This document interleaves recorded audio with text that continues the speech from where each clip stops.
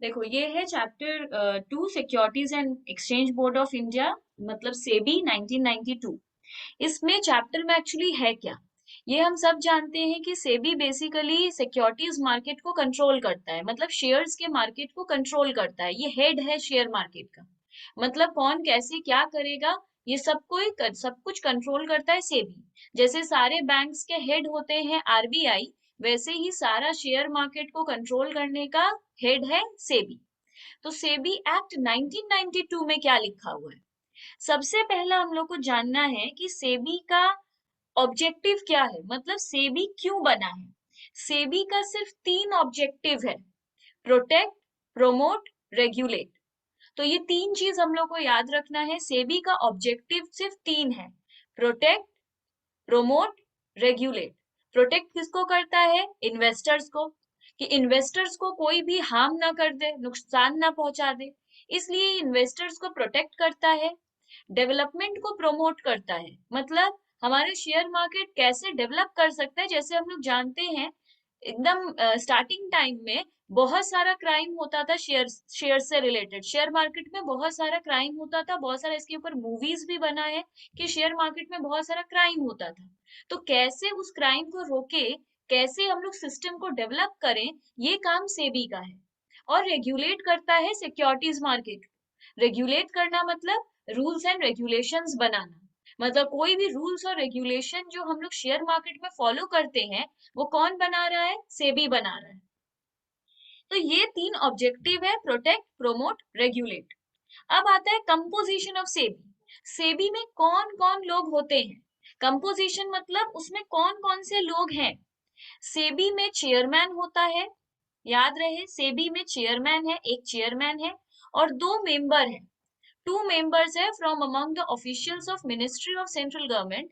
मतलब एक चेयरमैन है और दो मेंबर है। जो दो मेंबर है वो कहाँ से है? वो सेंट्रल गवर्नमेंट से है। सेंट्रल गवर्नमेंट उसको अपॉइंट करता है, उन ऑफिशियल्स को सेंट्रल गवर्नमेंट अपॉइंट करता है। और कौन अपॉइंट हो सकता है? जिसको फिनेंस में और एडमिनिस्ट्रेशन में आइडिया हो। जो फिनेंस में और एडमिनिस्ट्रेशन में आइडिया रखता है, उसको सेंट्रल गवर्नमेंट अपनी तरफ से अपॉइंट करता है दो मेंबर को। One member from amongst the officials of RBI, दो मेंबर अपॉइंट करता है, उसमें से एक होना चाहिए आरबीआई से, रिजर्व बैंक ऑफ इंडिया। जो दो मेंबर को अपॉइंट करता है उसमें से एक आरबीआई से होना चाहिए। Five other members of whom at least three shall be the whole time members to be appointed by CG. और पांच लोग होते हैं, मतलब टोटल एक चेयरमैन होता है, दो मेंबर होते हैं और पांच अदर मेंबर्स भी होते हैं। जो चेयरमैन होता है वो इंडिविजुअल है, एक अकेला होता है। जो दो मेंबर होता है उसको सेंट्रल गवर्नमेंट अपॉइंट करता है। उस दो मेंबर में से एक मेंबर आरबीआई का होना चाहिए, और फाइव अदर मेंबर्स होते हैं, जिसमें से तीन होल टाइम होने चाहिए, मतलब पूरा सेबी में इन्वॉल्व होता है। दो पार्ट टाइम होता है। पार्ट टाइम मतलब कुछ वो लोग और भी अपना काम करते हैं, सेबी के भी मेंबर बन गए हैं, पर तीन इसमें से होल टाइम मेंबर्स है। और इन सभी को सेंट्रल गवर्नमेंट ही अपॉइंट कर रहा है। इसके बाद है, सेबी का ऑब्जेक्टिव क्लियर है, सेबी में कौन कौन से लोग बैठे हुए हैं वो हम लोग को क्लियर है। अब क्वेश्चन ये है, सेबी के पास पावर क्या है? सेबी के पास क्या राइट्स है? सेबी के पास इन्वेस्टिगेशन पावर है। ये देखो, सेबी के पास बहुत सारा पावर्स होगा, पर 1992 में लिखा हुआ है, एक्ट 1992 पढ़ रहे हैं हम लोग, इसलिए सेबी में सिर्फ पावर क्या है? इन्वेस्टिगेशन का। इस एक्ट के हिसाब से सेबी के पास इन्वेस्टिगेशन पावर है। इन्वेस्टिगेशन पावर है मतलब कब इन्वेस्टिगेट कर सकता है? बिना मतलब इन्वेस्टिगेट कर सकता है? नहीं।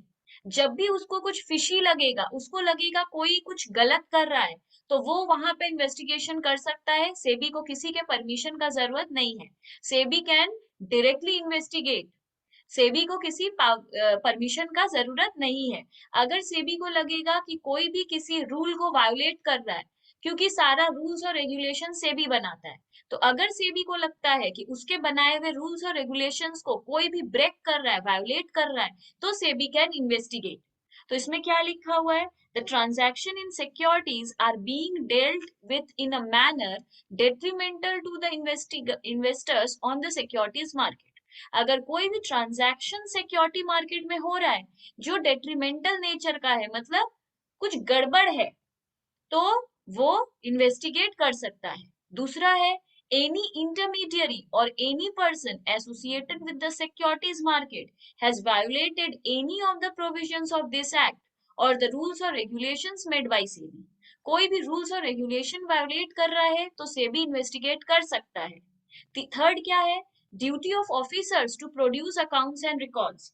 वो अगर इन्वेस्टिगेट कर रहा है तो अकाउंट्स वो जो भी मांगेगा, कंपनी का सीक्रेट अकाउंट्स रिकॉर्ड्स जो भी निकालने को कहेगा, ऑफिसर को सब निकाल कर देना पड़ेगा।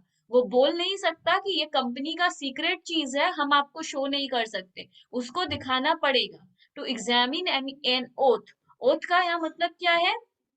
अगर कंपनी ने किसी भी तरीके का प्रॉमिस किया था अपने इन्वेस्टर्स से और वो उस प्रॉमिस को अब मना कर रहा है, जैसे कंपनी बहुत सारा प्रॉमिस करता है कि तुम शेयर खरीदो हम तुमको डिविडेंड देंगे, तुम शेयर खरीदो हम तुमको बोनस शेयर देंगे, ऐसा वो कुछ भी किसी भी तरीके का ओथ लिया था, प्रॉमिस किया था अपने इन्वेस्टर्स से, और आज वो उस प्रॉमिस को ब्रेक कर रहा है, तो वो उसको एग्जामिन कर सकता है, चेक कर सकता है। तो ये सारा इन्वेस्टिगेशन पावर है। अब अगर सेबी को लगता है कि किसी रिकॉर्ड में कोई कंपनी ने कुछ चेंजेस किया है, कुछ फिशी दिख रहा है, तो वो रिकॉर्ड्स को सीज भी कर सकता है। सीजर ऑफ रिकॉर्ड्स मतलब सेबी किसी भी कंपनी में घुसकर किसी के भी रिकॉर्ड को सीज कर सकता है, मतलब उठाकर अपने पास ला सकता है। मतलब हमारी कंपनी में घुस सकता है, घुसकर इन्वेस्टिगेट कर सकता है, सारे रिकॉर्ड्स और अकाउंट्स को देख सकता है, और हमारा पूरा अकाउंट्स का उठाकर लेके जा सकता है। आज की डेट में कॉपी पेन नहीं है, तो सारी चीजों को पेन ड्राइव में करके हार्ड डिस्क में करके लेके चला जाएगा। हम लोग नहीं बोल सकते कि ये कंपनी का चीज है, आप बाहर नहीं ले जा सकते, वो ले जा सकता है। तो सीजर ऑफ रिकॉर्ड्स का राइट है। when in the course of an investigation the investigating authority, उसको हम IA लिखे हैं कहीं कहीं, तो ध्यान रहे, investigating authority has reasonable ground to believe that the books or documents may be destroyed, altered, falsified, then IA make an application to the judge for an order of the seizure of such books and documents। अच्छा, अब वो उठा के तो ले जा सकता है, बट सेबी ऐसे ही उठा के लेके नहीं जा सकता, सेबी को परमिशन लगेगा। किसका? जज का। जज का उसको परमिशन लगेगा। वो जज को एक एप्लीकेशन करेगा कि हमको लगता है इस कंपनी में कुछ फिशी हो रहा है, ये लोग कुछ गलत करने वाला है, फॉल्सिफाई करने वाला है, कुछ चेंजेस कर देगा, हम निकलेंगे, हम लोग यहाँ से जाएंगे, ये पूरा अकाउंट्स को ऑल्टर कर देगा या डिस्ट्रॉय कर देगा, हमको लगता है, तो इसलिए आप मेरे को परमिशन दो कि हम इसका बुक्स उठा के लेके जा सके। तो जज अगर परमिशन दे देगा सेबी को, तो वो हमारा सामान उठा के लेके जा सकता है। तो याद रहे, इन्वेस्टिगेशन करने के लिए सेबी को किसी के परमिशन का जरूरत नहीं है, पर रिकॉर्ड्स को सीज करने के लिए, मतलब उठा के लेके जाने के लिए, उसे जज का परमिशन लगेगा। इन्वेस्टिगेटिंग अथॉरिटी को रीजनेबल ग्राउंड अगर वो देता है तो वो उठा के लेके जा सकता है हमारा रिकॉर्ड। इसके बाद बोल रहा है रजिस्ट्रेशन ऑफ इंटरमीडियरीज। अगर कोई भी, जैसे इंटरमीडियरीज मतलब क्लियर है, हम लोग ब्रोकर, बहुत सारे ब्रोकर है जिनके थ्रू हम लोग शेयर खरीदते हैं और बेचते हैं। तो अगर किसी भी तरीके का यहाँ पर अगर इंटरमीडियरी है तो उसका रजिस्ट्रेशन भी सेबी के पास होता है। इसके बाद हम लोग को बोल रहा है कि रजिस्ट्रेशन में क्या है, the act provides that the intermediaries are required to obtain the registration certificate from the SEBI. अगर कोई भी आज इंटरमीडियरी बनता है, मतलब ब्रोकर बनता है, तो उसको रजिस्ट्रेशन सर्टिफिकेट लेना होगा।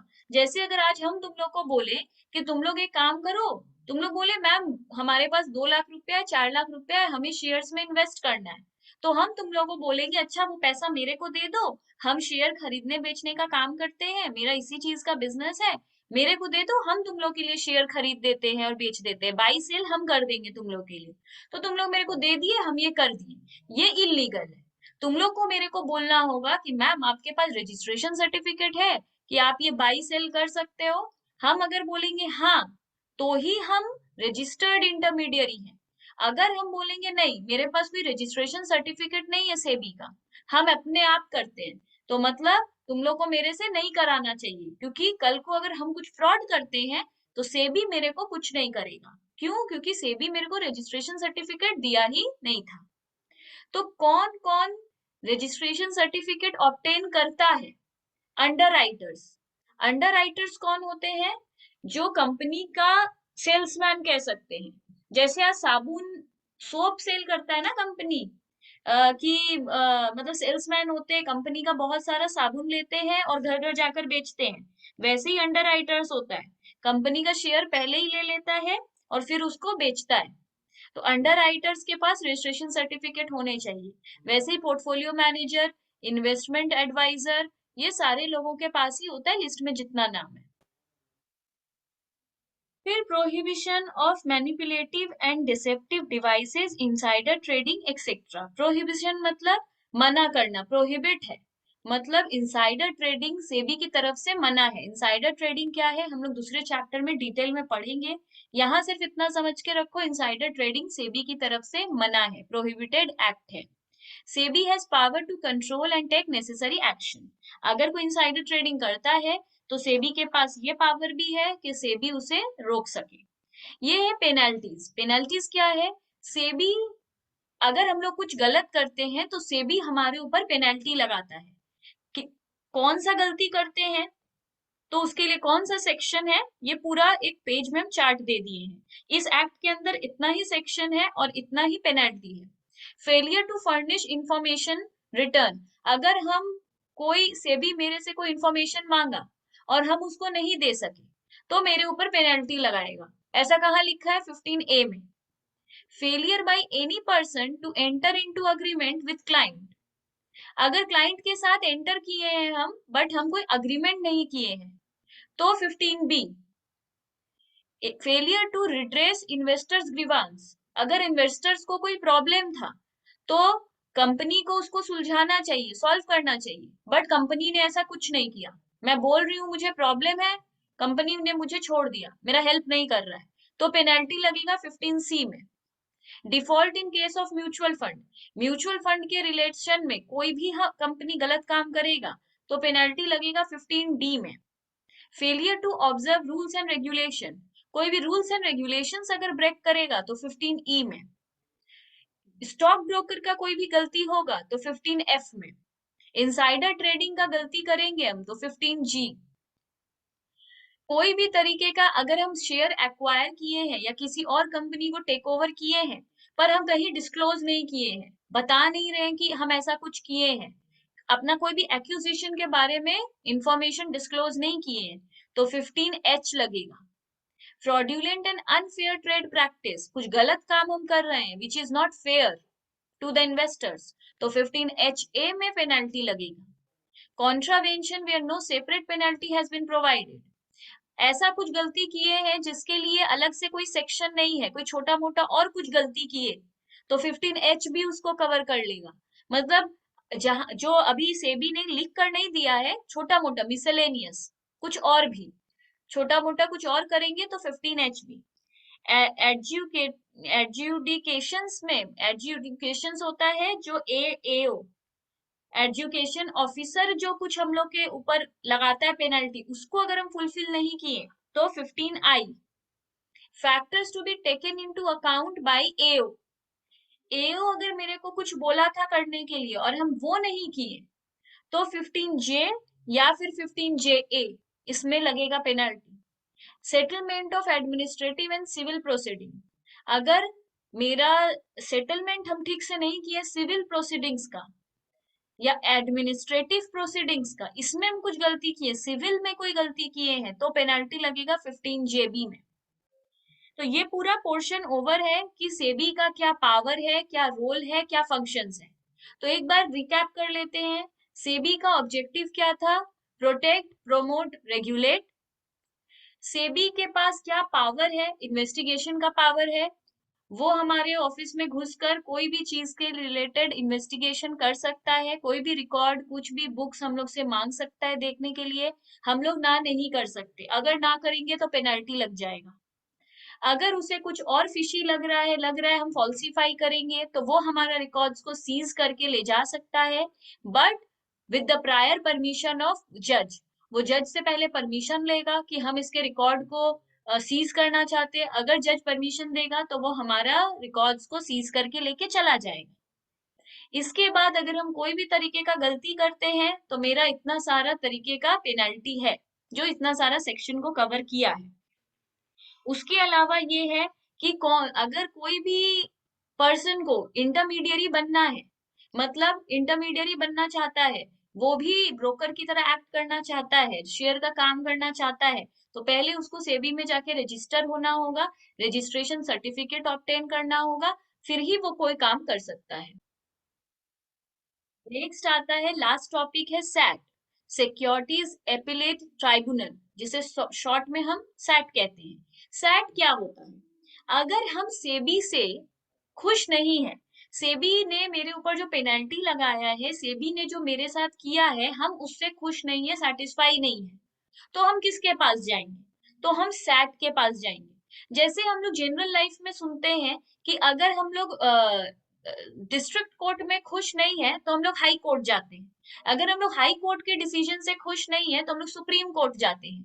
तो उसी तरह अगर हम सेबी के डिसीजन से सेटिस्फाई नहीं है तो हम सैट में जाते हैं, सिक्योरिटीज एपीलेट ट्राइब्यूनल में जाते हैं। इसका कंपोजिशन क्या है, मतलब इसमें कौन कौन से लोग होते हैं सैट में? एक प्रिसीडिंग ऑफिसर होता है, टू अदर मेंबर्स होते हैं, जैसे सेबी में 2 मेंबर होता है, इसमें भी 2 मेंबर होता है, उसमें भी सेंट्रल गवर्नमेंट अपॉइंट करता है, इसमें भी उस 2 मेंबर को सेंट्रल गवर्नमेंट अपॉइंट करता है। सेबी में चेयरमैन होता है, इसमें प्रेसिडिंग ऑफिसर होता है। इसका कंपोजिशन को यहाँ हम क्लियरली शो कर दिए हैं। जो प्रेसिडिंग ऑफिसर होता है वो कौन हो सकता है? कोई भी सुप्रीम कोर्ट का रिटायर्ड जज होगा, वही प्रेसिडिंग ऑफिसर बन सकता है, या फिर हाई कोर्ट का चीफ जस्टिस होगा, वही प्रेसिडिंग ऑफिसर बन सकता है, या फिर कोई हाई कोर्ट का जज होगा जिसने 7 इयर्स, कम से कम एटलीस्ट 7 इयर्स जज के पोस्ट पे काम किया है, वही प्रेसिडिंग ऑफिसर बन सकता है। तो कोई भी 3 लोग प्रेसिडिंग ऑफिसर बन सकते हैं, या तो सुप्रीम कोर्ट का कोई रिटायर्ड जज हो, या तो हाई कोर्ट का कोई रिटायर्ड जज हो, रिटायर नहीं हुआ है तो सिटिंग भी चलेगा, जैसा भी चलेगा, या फिर हाई कोर्ट का जज हो पर उसके पास कम से कम 7 साल का एक्सपीरियंस होना चाहिए।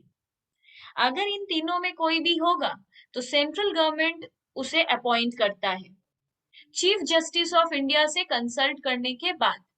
अकेले सेंट्रल गवर्नमेंट ये डिसीजन नहीं लेता है, इसमें चीफ जस्टिस, सीजे जिसे कहते हैं, चीफ जस्टिस ऑफ इंडिया से कंसल्ट करके वो इन्हें अपॉइंट करता है। ये था बात प्रिसीडिंग ऑफिसर का। जो बाकी 2 मेंबर है वो कौन होने चाहिए? जिसको भी कॉर्पोरेट लॉ में या securities law, finance, economics, accountancy, इन सब में नॉलेज है, उसमें से 2 मेंबर को सेंट्रल गवर्नमेंट अपॉइंट कर देता है। Tenure of officer of presiding officer and other members. Tenure क्या है? एक बार हम प्रिसाइडिंग ऑफिसर बन गए तो क्या लाइफ टाइम बने रह सकते हैं? नहीं, एक टाइम लिमिट है। टाइम लिमिट क्या है? कोई भी 5 साल तक वो रह सकता है, मतलब एक बार अगर वो प्रिसीडिंग ऑफिसर बन गया तो वो 5 इयर्स तक ही प्रिसीडिंग ऑफिसर रह सकता है, या फिर उसका एज 60 इयर्स हो जाए। अगर उसका एज 60 इयर्स हो जाए तो भी उसको छोड़ना पड़ेगा। और मेंबर के केस में 62 इयर्स, मतलब कोई भी आदमी 5 साल से ज्यादा नहीं रह सकता। और प्रिसीडिंग ऑफिसर के केस में 60 इयर्स तक, अगर 5 इयर्स नहीं हुआ, 2 साल ही हुआ पर हम 60 इयर्स के हो गए, तो हमको रिटायर होना होगा, हम प्रेसिडिंग ऑफिसर नहीं रह सकते। और मेंबर के केस में 62 इयर्स से ज्यादा का मेंबर नहीं हो सकता। SAT shall dispose of the appeal within 6 months. अब देखो इसका स्टोरी क्या है। सेबी में कोई डिसीजन हुआ, सेबी में अगर कोई भी डिसीजन हुआ, हम उससे सेटिस्फाई नहीं है, तो हम विद इन 45 डेज, जिस दिन मेरे को सेबी का ऑर्डर आया उससे विद इन 45 डेज हम सैट में जाके अपील कर सकते हैं, बोल सकते हैं कि हम सेबी से खुश नहीं है, सेबी ने मेरे ऊपर ऐसा चार्ज लगाया है, I am not happy with SEBI's decision. तो हम जा सकते हैं सैट के पास, पर within 45 days from the date of order. हम 45 डेज के अंदर मेरे को जाना होगा। अगर हम 45 डेज से लेट होते हैं तो मेरे को प्रॉपर रीजन देना होगा कि क्यों हम 45 डेज से ज्यादा लेट हुए। अदरवाइज 45 डेज लिमिट है। जैसे ही 45 डेज के अंदर हम अपील करेंगे, सैट मेरा डिसीजन सुना देगा विद इन 6 मंथ्स। 6 मंथ्स के अंदर वो सारे अपील को खत्म कर देता है, मतलब जो भी डिसीजन दे देता है। तो any person aggrieved by the decision of recognised stock exchange और एओ और सेबी में अपील टू सैट। अगर किसी भी तरीके का एओ से या सेबी से या रिकॉग्नाइज्ड स्टॉक एक्सचेंज से हम खुश नहीं हैं, तो हम सैट के पास अपील करते हैं within 45 days from the date of order. On receipt of appeal, pass order as things fit. The SAT may entertain an appeal after the expiry of 45 days if it is satisfied that there was sufficient cause for not filing it. 45 days से भी ज्यादा अगर हम time लगाते हैं तो मेरे को प्रॉपर रीजन देना होगा why I am late. अगर हम सेटिस्फाई कर देते हैं तो वेल एंड गुड। इसके बाद है requiring the discovery of document, receiving affidavit. मतलब अब सैट के पास हमको क्या क्या प्रेजेंट करना पड़ेगा, कोई भी तरीके का document, evidence, issuing commission for the examination of document. वो फिर अपना कमीशन भेजेगा मेरा डॉक्यूमेंट को एग्जामिन करने के लिए। फिर वो सेबी के डिसीजन को रिव्यू करेगा कि सेबी का क्या डिसीजन था। Dismissing an application for default, अगर हम फिर भी गलती में रहे, मतलब सेबी अगर राइट है हम रॉन्ग है, तो मेरे एप्लीकेशन को डिसमिस कर देगा, और अगर हम सही है तो मेरे को एक रेक्टिफाइड ऑर्डर पास कर देगा। कंसेंट ऑर्डर क्या होता है? It means an order settling administrative or civil proceeding between regulator and a person who may prima facie be found to have violated securities laws. इसमें बोल रहा है consent order, it provides flexibility, it is not, ये इतना important part नहीं है consent order, just read कर लो। Chapter से किस तरीके का क्वेश्चन आएगा? जैसे कि एक सैंपल है, सेबी में take any of the measures either pending investigation or inquiry or on completion of such investigation. बोल रहा है सेबी क्या मेजर ले सकता है, क्या स्टेप ले सकता है अगर इन्वेस्टिगेशन करना हो, इंक्वायरी करना हो, कुछ भी करना हो, तो सेबी क्या क्या स्टेप ले सकता है। तो सेक्शन 11 सबसेक्शन 4 में है कि सस्पेंड द ट्रेडिंग, क्या क्या वो कर सकता है। हमारा ट्रेड मतलब रिकॉग्नाइज स्टॉक एक्सचेंज से हमारा ट्रेडिंग ही सस्पेंड कर सकता है। मतलब अगर हम रिलायंस है और हम अपना शेयर बेच रहे हैं एनएससी पे या बीएससी पे, स्टॉक एक्सचेंज पे, और हम कोई गलत काम किए हैं, तो वो मेरे को सस्पेंड कर सकता है अपना सिक्योरिटी वहां ट्रेड करने से, मतलब मेरे को हटाना पड़ेगा। Prohibit any person associated with securities market, किसी भी आदमी को, इंटरमीडियरीज के पास रजिस्ट्रेशन सर्टिफिकेट होता है कि वो बाई सेल कर सकता है, वो रजिस्ट्रेशन सर्टिफिकेट कैंसिल कर सकता है, मना कर सकता है कि तुम बाई सेल नहीं कर सकते। Suspend any officer bearer of any stock exchange from holding such position, वो प्रिसीडिंग ऑफिसर को या चेयरमैन को, बहुत सारे मेंबर्स को पोजीशन देता है, वो सारा पोजीशन से उसको सस्पेंड कर सकता है, holding such position. Direct any intermediaries associated with securities market in any manner not to dispose, कोई भी अगर एसेट अंडर इन्वेस्टिगेशन है तो उसको कोई भी बेच नहीं सकता। कोई भी तरीके का एसेट अगर अंडर इन्वेस्टिगेशन है तो उसको कोई भी बेच नहीं सकता। अगर कोई बेचता है तो सेबी उसके ऊपर एक्शन ले सकता है। तो बेसिकली सेबी के पास क्या क्या वो कर सकता है, क्या स्टेप ले सकता है इन्वेस्टिगेशन के बाद, ये 4 स्टेप है।